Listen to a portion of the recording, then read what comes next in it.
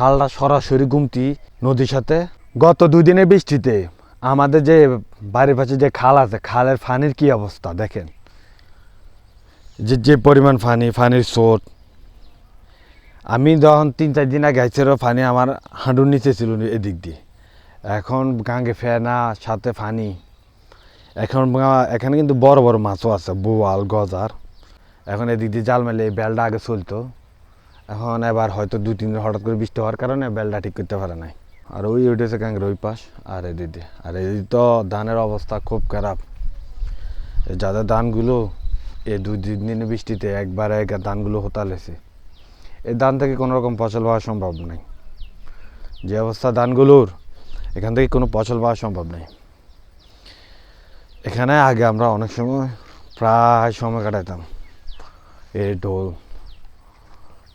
বর্তমানে আমার মনে হয় আরও 2-3 দিন যদি বৃষ্টি হইতো, গাঙ্গের পানি যেতটুকু বাড়ছে, এই পানিটা ভাইসে একবারে ফসলের মাঠ একবারে ইয়ে হয়ে যেত। অন্য অন্য এলাকা দেখলাম প্রায় ধানগুলো হাওড় এলাকাত ধানগুলো পানির নিচে। অন্তত আমাদের কুমিল্লা এলাকায় একটু ওপর হওয়ার কারণে সহজে পানির নিচে যায় নাই। এখন আমরা তাও আল্লাহ আমাদেরকে বাঁচাইছে, তবুও ওই দিক দিয়ে পানি যেভাবে বাইরছে, আল্লাহ রক্ষা করা মালিক। এখন আজকে আকাশের অবস্থা যে এই অবস্থা, হয়তো আজকে আবার বৃষ্টি হইতে পারে। কিন্তু একটা কথা হলো, এই সময় গাঙ্গের পাড়ে হাঁটাও রিক্স হয়ে থাকে, কারণ গাঙ্গে এখানে খুইহানক অনেক ধরনের বিষাক্ত সাপ থাকে। আর এটা হচ্ছে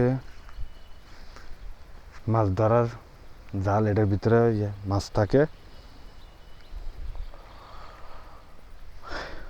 এদিক দিয়ে অলরেডি পানি চলে এসে, এটা একটা সময় এটা শুকনো ছিল, পুরো শুকনো মৌসুম। গত 6 মাস ধরে কোনো বৃষ্টি হয় নাই। বৃষ্টির জন্য যে একটা হাহাকার ছিল, কিন্তু এখন আজকে 3 দিনের বৃষ্টিতে গাং মোটামুটি বাসা রাখছে। যাও আল্লাহ যদি আরও রহমত করে, আরও যদি 15-20 দিন একটু খরা থাকে, মানুষের ধানগুলো বাড়িতে পৌঁছানো সম্ভব। না হলে এই কত কষ্টের ফসল 4 মাস পর এখন বাড়িতে উঠাবো, এই অবস্থা যদিও হয়, তাহলে কি মানুষ বেঁচে থাকার মতো অবস্থা থাকবে না। যাই হোক, সবসময় এই গাঙ্গের পাড়ে আসলে ভালো লাগলে। আগে জায়গাটা একটু শুকনো ছিল, এ পার থেকে ওই পারে দিতে জাগিয়ে পারতাম। এখন যে পরিমাণ পানি, মনে হয় না যাওয়া যাবে। এগুলো আমাদের ডাকাতিয়া নদী হিসাবে কয়। আর এই পানিটা আসে গুমতির পাশ থেকে, গুমতি নদী থেকে এই পানিটা আসে। যখন গুমতি নদীর পানি বাড়ি যায়, তখন এদিক দিয়েও পানি বাড়ি যায়। পানিটা মূল আসার উদ্দেশ্য হলো গুমতি। এটা আমাদের এলাকার মানুষের একটা সম্পদ হিসেবেও বলা যেতে পারে। আর উপকূলীয় এলাকা যারা থাকে তারা তো হয়তো বোঝে কতটা কষ্ট।